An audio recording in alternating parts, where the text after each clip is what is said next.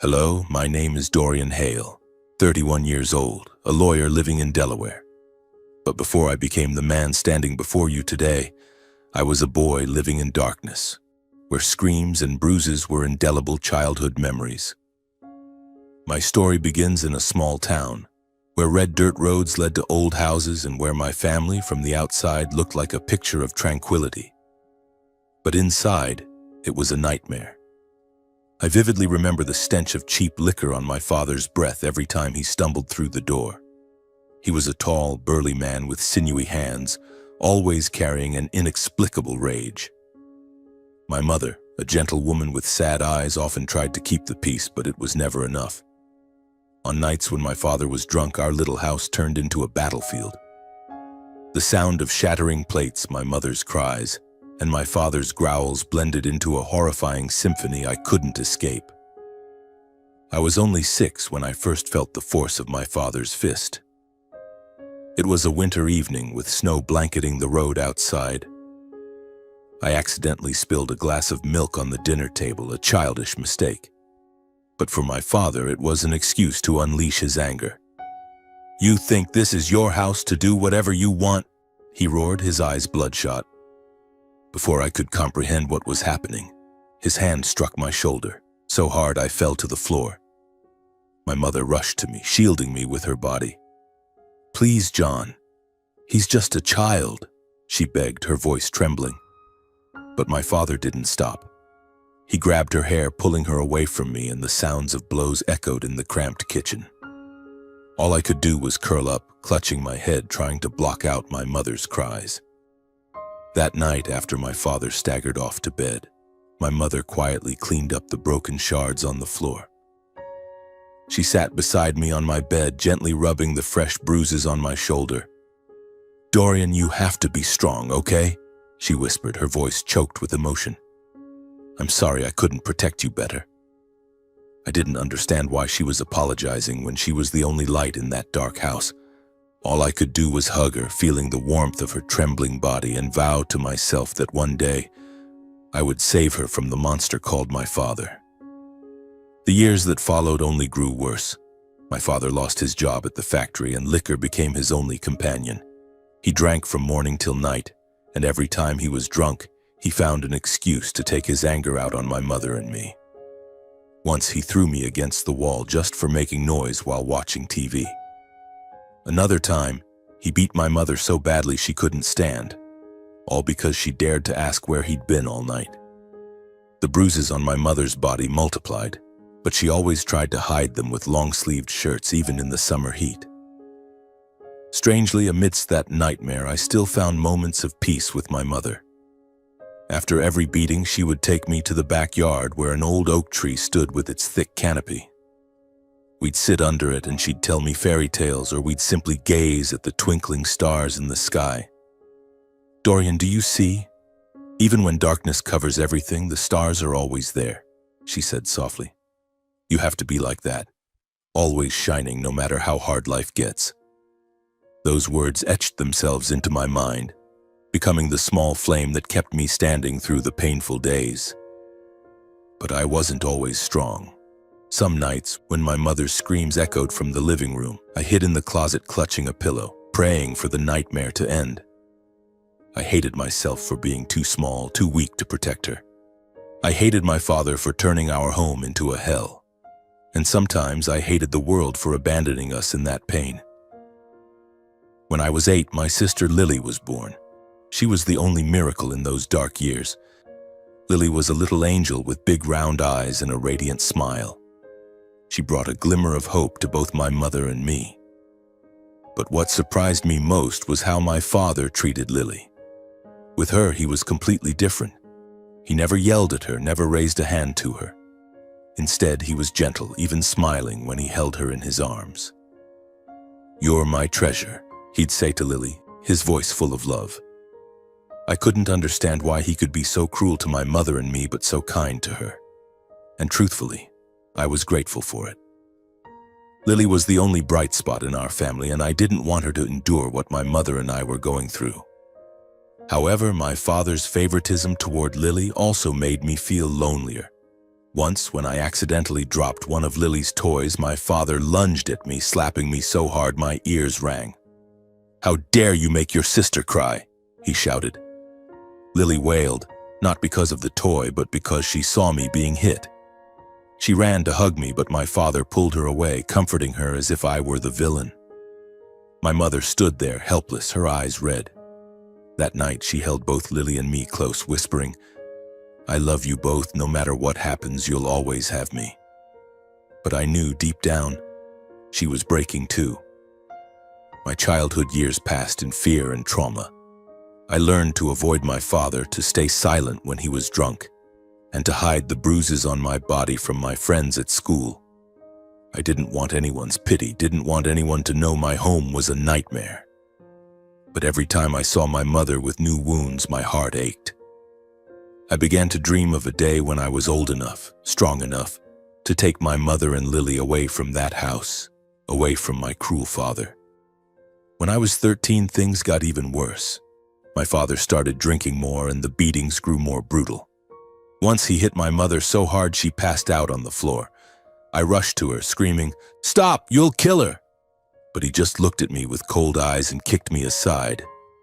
I lay there, helpless, watching my mother lie motionless on the floor, my heart shattering.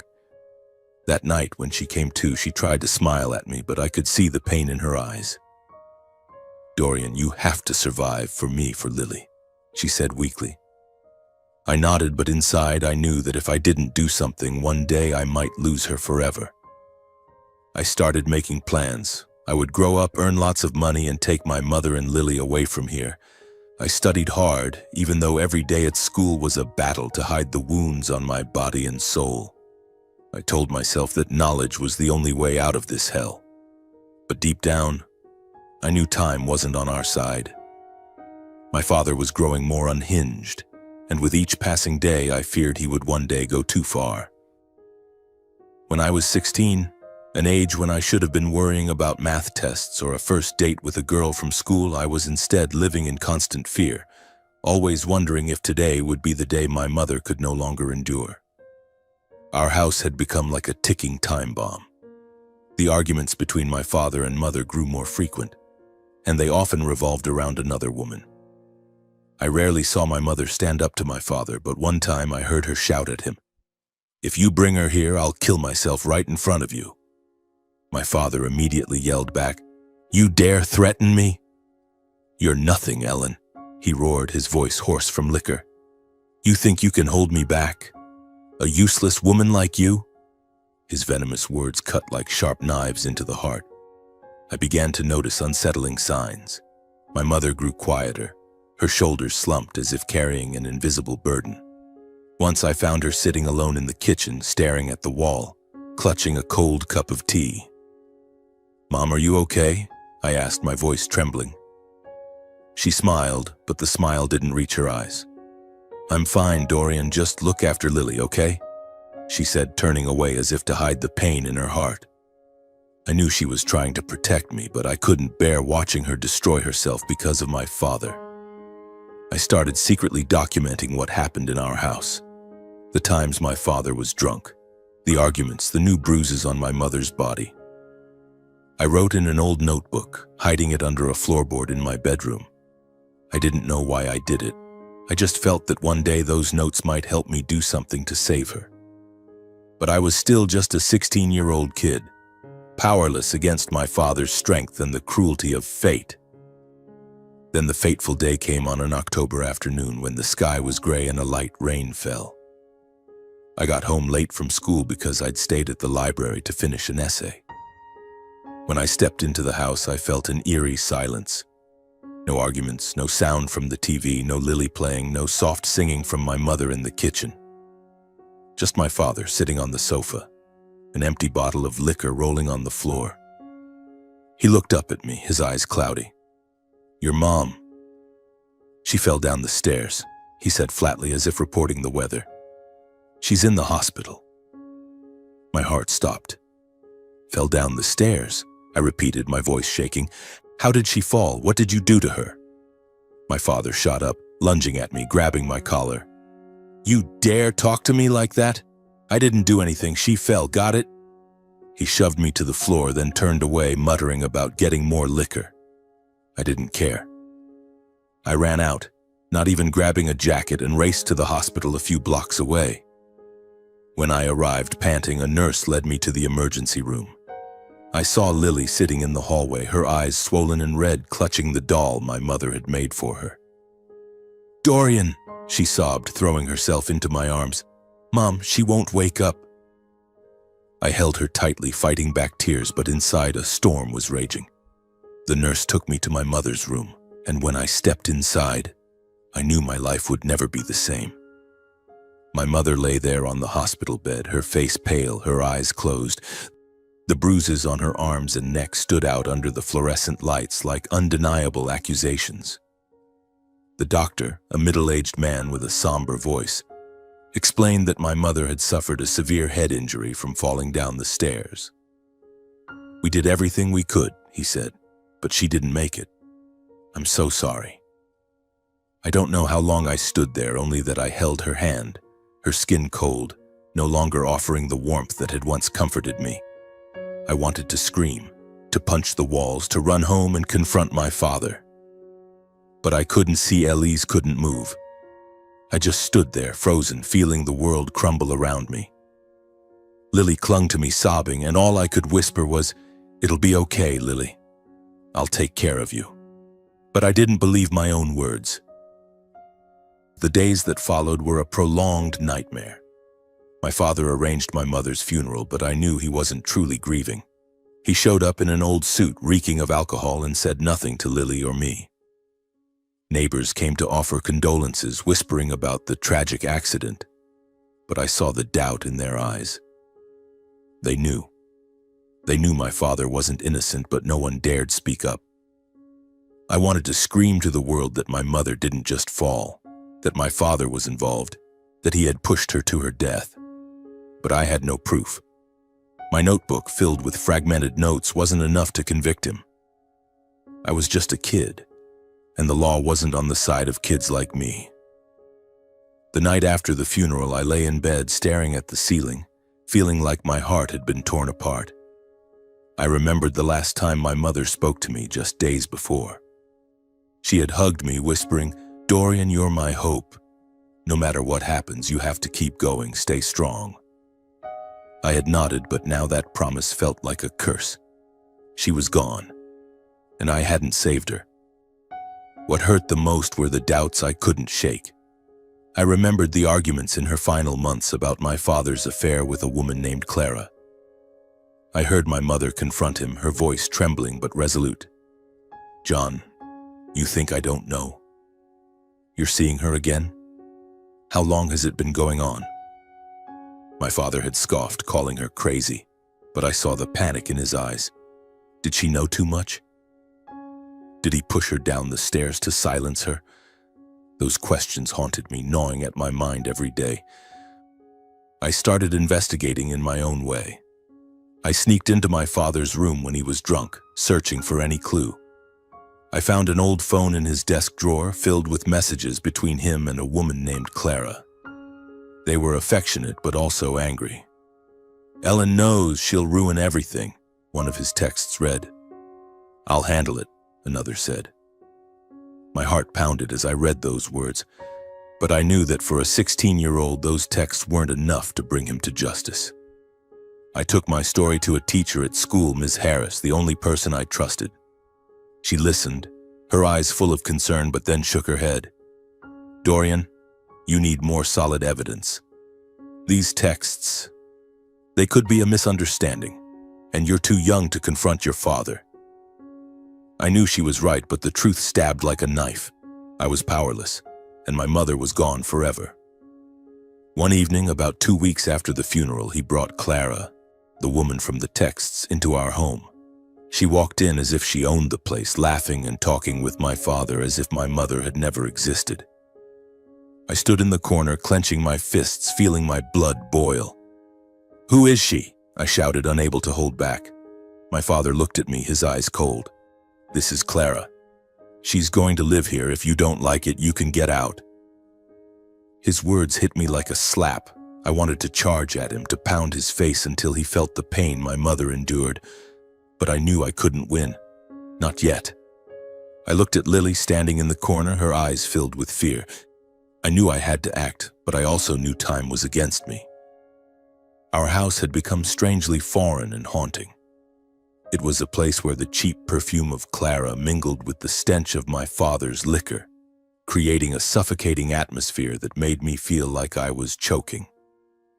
Clara was everywhere. In the kitchen where my mother used to cook simple meals for us, on the sofa where my mother once held Lily and me telling us fairy tales. She acted as if she owned the house, ordering Lily to do chores and scolding her when my father wasn't around. I saw the fear in Lily's eyes every time Clara raised her voice, and it tore at my heart. I knew I had to do something, but I was still just a 16-year-old kid with no money, no power, and nowhere to turn. I tried to stay calm, to endure for Lily's sake. Every night I lay beside her, whispering words of comfort, promising that one day we would leave this place. "Dorian, you won't leave me, right?" Lily asked, her voice trembling. I held her tightly, feeling her small body shake in my arms. "Never, Lily, I promise." But that promise weighed heavily, like a debt I didn't know how to pay. Everything came to a head one Saturday night, about a month after my mother's funeral. I had been working a part-time job at a nearby grocery store to save money, hoping to gather enough to take Lily somewhere, anywhere, away from my father and Clara. When I got home, it was dark, and I found Clara yelling at Lily in the living room. "You're as clumsy as your mother," she shouted, just because Lily had spilled a glass of water. Lily stood there cowering, tears streaming down her cheeks. I couldn't take it anymore. My blood boiled, and I stormed into the room shouting, "Leave my sister alone!" Clara turned to me, her eyes icy. "Oh, the brave little boy, huh? Who do you think you are, talking to me like that?" She stepped toward me, raising her hand to slap me, but I grabbed her wrist. "Don't touch me or my sister," I growled, trying to stay calm despite my pounding heart. My father came home at that moment, a bottle of liquor in hand, his eyes bloodshot. "What the hell is going on?" he roared. Clara ran to him, pointing at me, her eyes gleaming with cunning. "Your son dared to disrespect me. He thinks he's the boss of this house." My father glared at me, his eyes blazing with anger. "You dared touch Clara?" he bellowed, advancing toward me. I stood my ground, though my legs trembled. "I didn't touch her. I was protecting my sister. She has no right to yell at Lily." That was the final straw. My father lunged at me, grabbing my collar and dragging me to the front door. "You want to play the hero? You want to defy me? Fine," he yelled, his breath reeking of alcohol. He flung open the door and shoved me onto the steps. "This isn't your home anymore. Get out." The door slammed shut behind me, the sound of the lock clicking like a death sentence. I sat there on the cold steps, rain beginning to drizzle. I had nothing, no money, no food, no water. Just a backpack with my grocery store uniform. I stared at the closed door, hearing Lily's cries from inside, and my heart shattered. I wanted to pound on the door, to barge in and take Lily away right then and there, but I knew I couldn't. My father was big, violent, and I had no chance against him in a physical fight. All I could do was stand up, wipe my tears, and tell myself I'd come back for Lily. I wandered the streets, not knowing where to go. That night was freezing, and I found a secluded corner in a park to take shelter. I sat huddled, clutching my backpack, trying not to let fear consume me. I thought of my mother, of the times she held me under the oak tree, telling me to be strong. "Mom, what do I do now?" I whispered into the darkness, but only the wind answered. The next morning, I went to the house of Tommy, my best friend from school. I stood at his door, hesitant, but I had no other choice.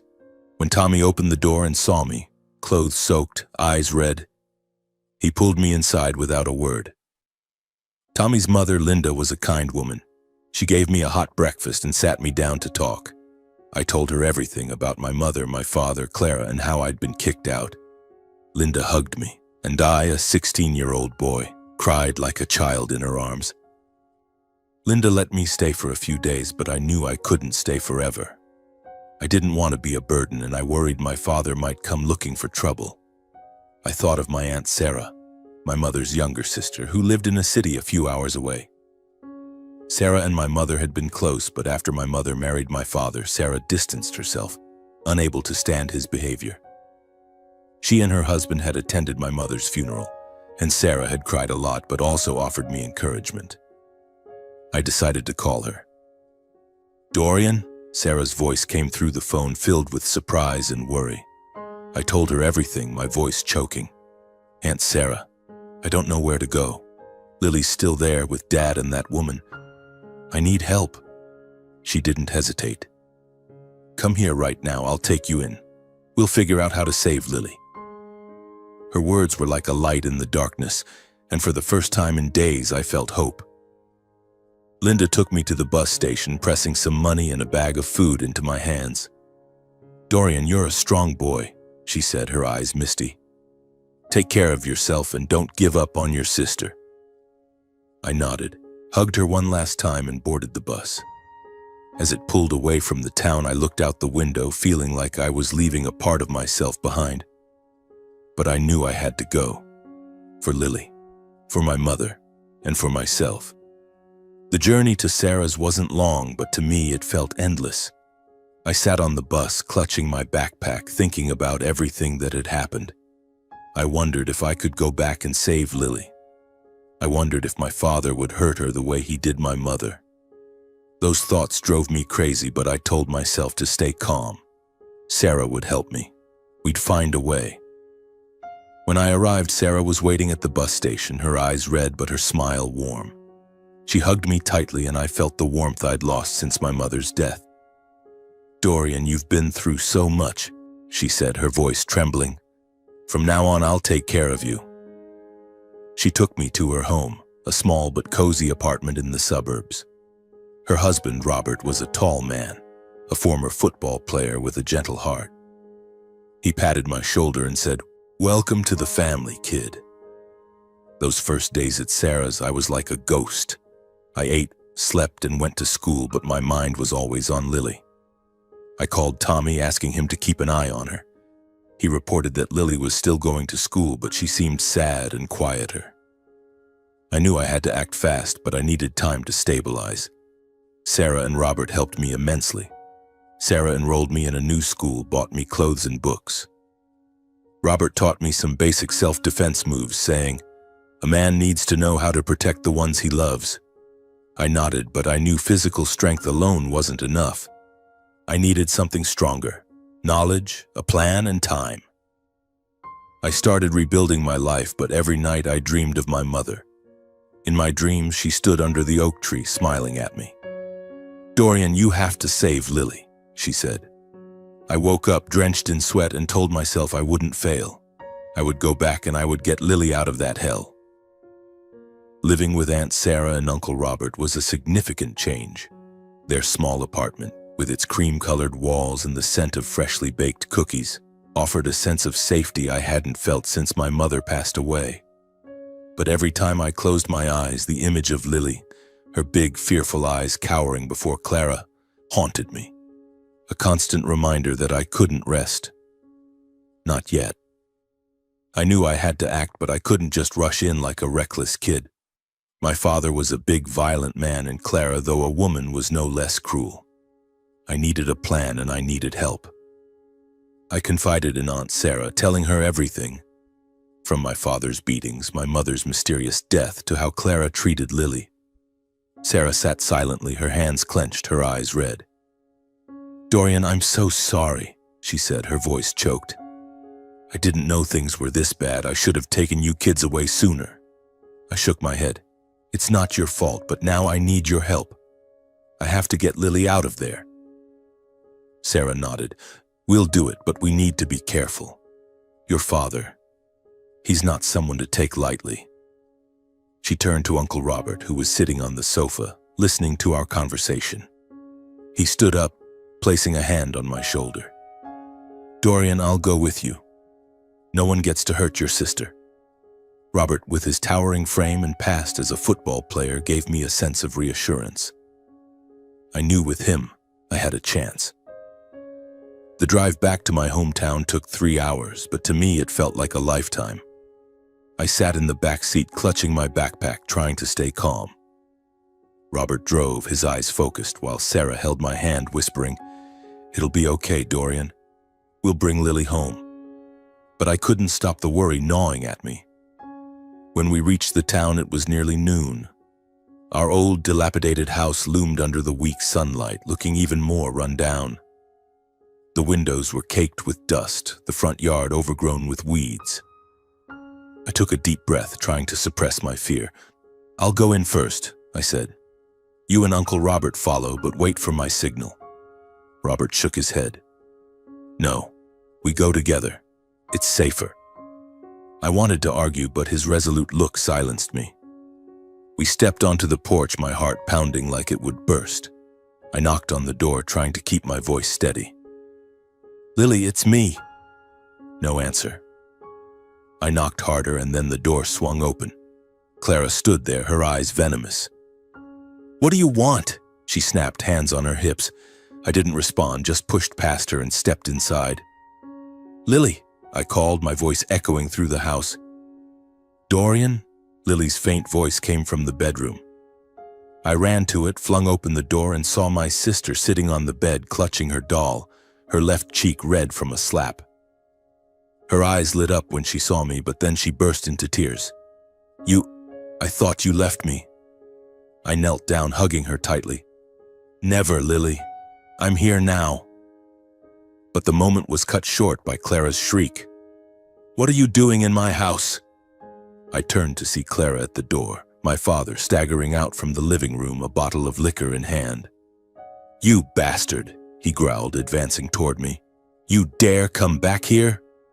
Before I could react, Uncle Robert stepped in, his massive frame filling the doorway. "John, calm down," he said, his voice low but menacing. "We're here to take Lily. Don't make this worse." My father sneered, but I saw a flicker of fear in his eyes. "Take her? This is my house. I'm her father." Aunt Sarah stepped forward, her voice icy. "John, you beat Ellen, my sister. And now you let your mistress abuse Lily, my niece. You don't deserve to be a father." Clara interrupted, shouting, "You're lying. I didn't do anything to that kid."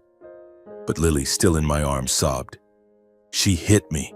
She hit me when Dad wasn't looking." That was all I needed. I stood, pulling Lily behind me. "We're leaving," I said, staring into my father's eyes. "And if you try to stop us, Uncle Robert won't go easy on you." My father stepped back, his gaze wavering between anger and fear. Robert took a step forward, and I saw my father falter. Clara screamed something, but Sarah grabbed her arm, pulling her outside. "Shut up, Clara. You have no right to be here." We left the house, Lily clinging to my hand, her doll dangling in the other. My father stood at the door, not following. Maybe he knew he couldn't win. As we got into the car, Lily hugged me, sobbing. I was scared. "I thought you wouldn't come back." I kissed her hair, tears streaming down my cheeks. "I'm sorry, Lily. I'll never leave you again." On the drive back, Lily fell asleep in my arms, her small face finally at peace. Sarah turned around, smiling at me through the rearview mirror. "You did well, Dorian." But I didn't feel like I did. I had left Lily there too long, and every day she stayed was a day I failed. But now, she was safe, and that was what mattered most. When we got to Sarah's, Lily was bathed and given a hot dinner. She smiled for the first time in months, and I felt a flicker of hope in my heart. But I knew this journey wasn't over. My father, Clara, and the shadows of the past were still out there. I needed to become stronger, not just for myself, but for Lily, for my mother, and for the justice I swore to pursue. The first few days after bringing Lily back, I lived in a strange state, both relieved and restless. Watching Lily play in Aunt Sarah's backyard, softly singing to the doll our mother had made, I knew I had done the right thing. But every time she hugged me, whispering, "Thank you, Dorian," my heart ached. I had left her in that house too long, letting her endure wounds I should have prevented. I vowed that from now on no one would hurt my sister again, To do that, I needed something stronger than fists or courage. I needed knowledge. I needed the law. The idea of studying law came to me naturally, as if it had always been there, waiting for me to recognize it. My mother had lived her entire life in silence, enduring my father's abuse because she had no way out. She had no money, no protector, no one to stand up for her. I didn't want anyone else to suffer like she did. I wanted to become the person my mother needed when she was alive, someone who could use the law to protect the vulnerable, those trapped in toxic relationships like my family.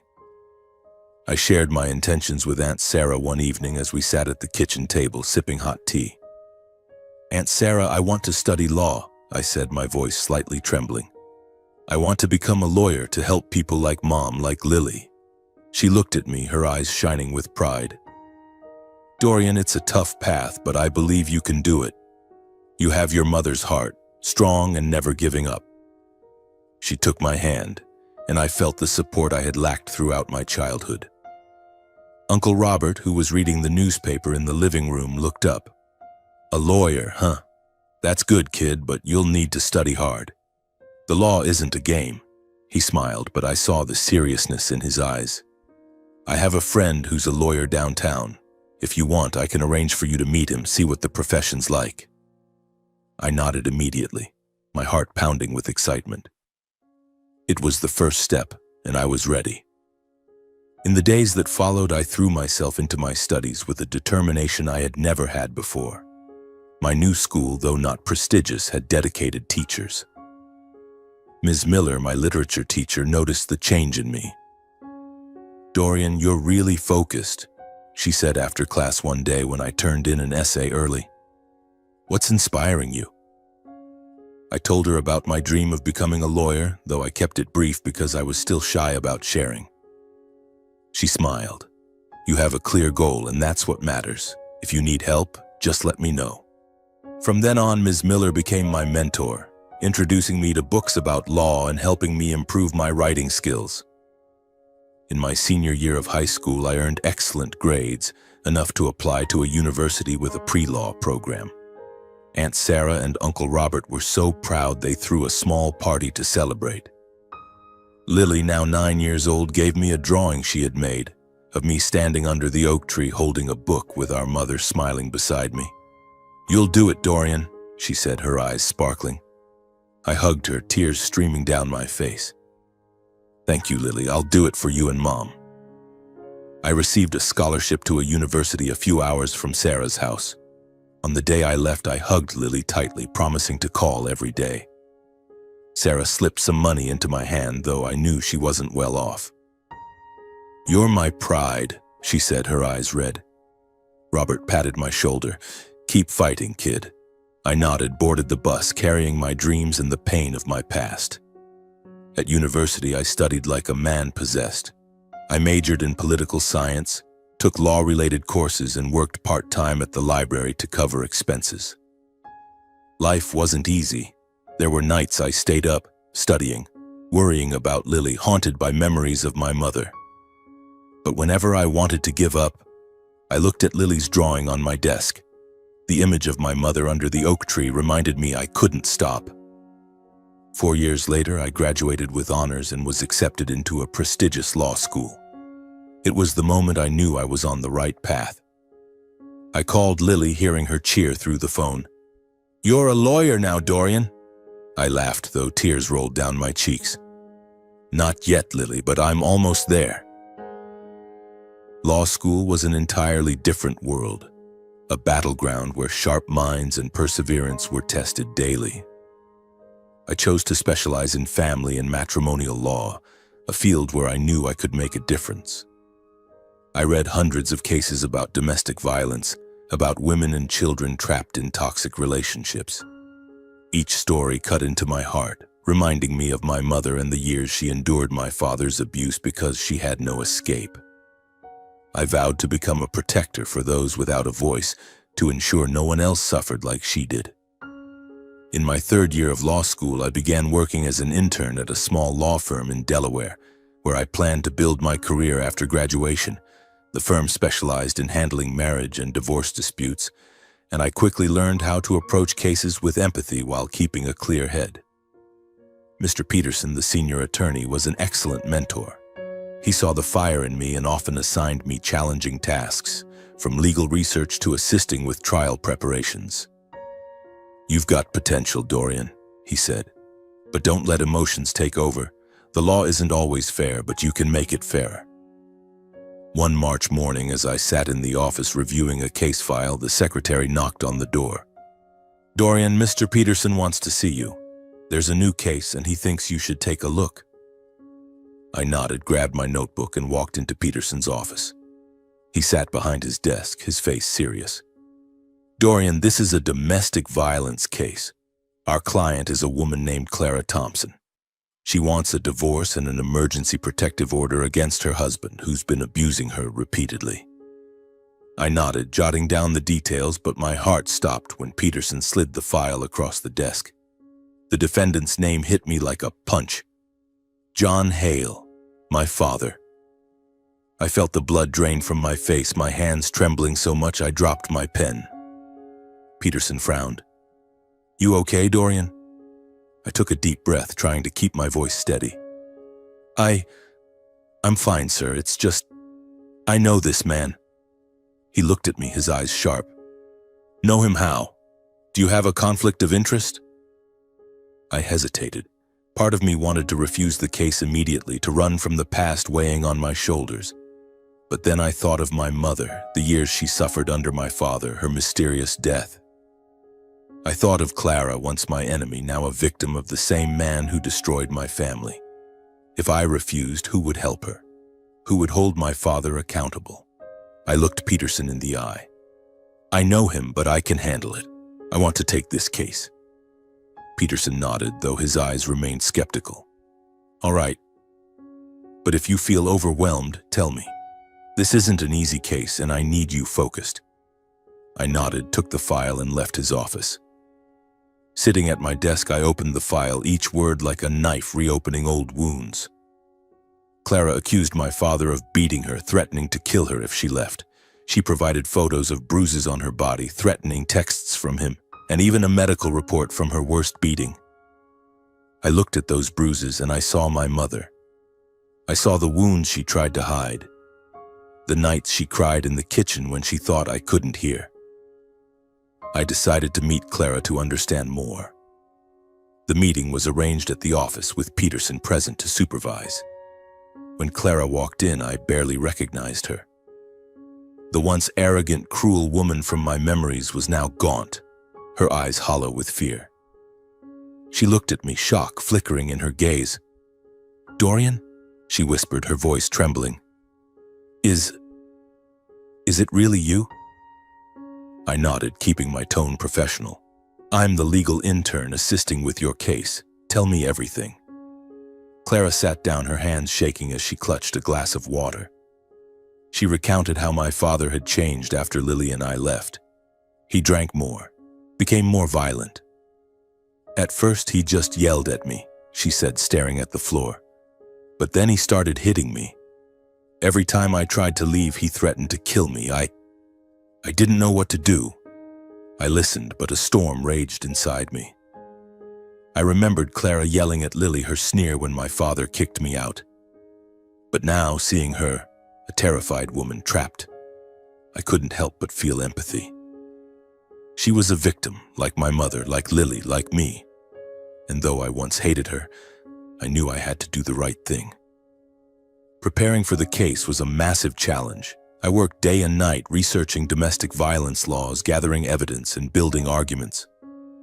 My father hired a lawyer, a confident middle-aged man. But I knew he didn't have the upper hand. The evidence against my father was overwhelming. Photos, texts, medical reports, and Clara's testimony. On the day of the trial, I stood in the courtroom, my heart pounding. It wasn't my first time in court as an intern, but it was my first facing my father. When he walked in, I barely recognized him.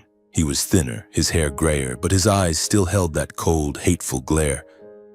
He looked at me, a smirk flickering on his lips. "You bastard," he muttered, loud enough for me to hear. I clenched my fists, forcing myself to stay calm. I couldn't let him provoke me, not today. The trial began and Clara took the witness stand. She told her story, her voice trembling but resolute. She described the beatings, the fearful nights, the threats. I saw the jury listening, some shaking their heads in horror. But when my father's lawyer cross-examined, he tried to discredit Clara, calling her untrustworthy, and even suggesting she inflicted the injuries herself to frame my father. I wanted to stand and shout at him, but Peterson placed a hand on my shoulder, whispering, "Stay calm, Dorian. We have the evidence." When it was my turn to present part of the argument, I stood facing the jury. I spoke about domestic violence, how it destroys not just the body but the soul of its victims. I presented the evidence, photos, texts, medical reports, and emphasized that my father was a danger not only to Clara but to anyone near him. I didn't mention my mother Lily or myself, but every word carried the weight of my past. When I sat down, Peterson nodded, his eyes filled with pride. My father took the stand, putting on a perfect performance. He cried, claiming he loved Clara, that he never meant to hurt her. "I'm just an ordinary man with mistakes," he said, his voice choked. I gripped my hands under the table, feeling my blood boil. He was lying, and I knew it. But I also knew the jury might be swayed by his crocodile tears. The trial lasted 2 days, each minute a test of my nerves. The night before the verdict, I didn't sleep. I sat in my small apartment, staring at Lily's drawing, whispering to my mother, "Mom, I'm trying. I'm trying to do the right thing." I didn't know if she heard me, but I felt a strange peace, as if she was there, cheering me on. On verdict day, the judge read the decision. My father was convicted of domestic violence, sentenced to 6 months in prison, and ordered to attend a rehabilitation program. Clara was granted a protective order, and her divorce request was approved. As the verdict was read, I saw my father bow his head, but his eyes still burned with hatred when he looked at me. Clara turned to me, tears streaming down her face. "Thank you, Dorian," she said, her voice choked. I nodded, saying nothing. I didn't do this for her. I didn't do this for her. I did it for my mother, for Lily, for everyone who suffered like we did. Leaving the courtroom, I felt a weight lift from my shoulders, but also an indescribable sadness. I had held my father accountable, but I didn't feel victorious. I only saw a man who destroyed his family now facing the consequences. I called Lily, telling her everything. "You did it, Dorian," she said, her voice full of pride. "Mom would be so proud of you." I smiled, though tears rolled down my cheeks. "I hope so, Lily." That autumn, golden leaves blanketed the streets of Delaware. I stood outside the prison gate, hands deep in my coat pockets, my breath forming white clouds in the chilly air. I was here to face my father, partly because I wanted to know how he was faring in prison. I passed through the heavy iron gate. A guard led me to the visitation room, a drab gray space with rows of metal tables and worn plastic chairs. I sat down, staring through the thick glass, waiting. When my father appeared, he was much thinner than at the trial, his hair almost entirely gray, his face etched with deep, haggard lines. His eyes, once cold and terrifying, were now empty, as if life had drained everything from him. He picked up the receiver, looking at me through the glass, silent. "Dorian," he finally said, his voice hoarse. "You here to laugh in my face?" I shook my head, trying to keep my voice steady. "No, Dad, I came because I want to understand. Why did you do those things? To Mom, to me, to Clara?" I didn't expect an honest answer, but I needed to ask, to know if there was any shred of humanity left in him. He gave a lifeless smirk. "You think I'm a monster, don't you? Maybe I am. But life hasn't been easy, Dorian. I tried, but I failed. The booze, it made me lose control." He paused, looking down at his hands, his thin fingers trembling. "I don't expect you to forgive me. I don't deserve it." I looked at him, and for the first time in my life, I felt neither fear nor hatred. I saw only a broken man who had destroyed his own life and dragged his family down with him. "I'm not forgiving you," I said evenly. "Not because I don't want to, but because I can't forget what you did to my mother, to Lily, to me. But I hope you'll find a way to make amends even if it's just for yourself." My father said nothing, just nodded, his gaze distant. I stood, placed the receiver down, and left the room. As I stepped outside, I felt the final weight lift from my shoulders. I didn't need his forgiveness or his admission of guilt. I had faced him not to find answers, but to close a painful chapter of my life. Back at the office, I continued my work, representing women and children seeking escape from violence. Each case was a challenge, but also an opportunity to fulfill my promise to my mother, to protect those without a voice. Reflecting on my journey, I realized life had taught me harsh but invaluable lessons. I learned that strength isn't just in fists or anger, but in perseverance, in rising after every fall.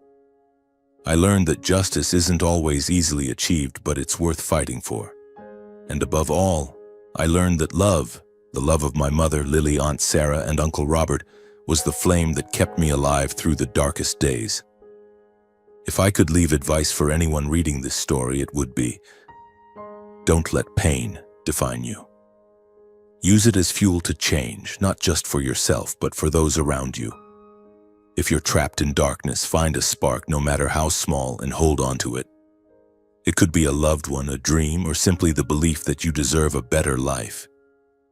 And if you have the chance to help someone, do it. A small act can change an entire life. I don't know what the future holds, but I know I'll keep fighting. For my mother, for Lily, for the people I've never met but who need me. Under the oak tree in my mind, my mother still smiles, and I know she's proud. I won't stop, ever.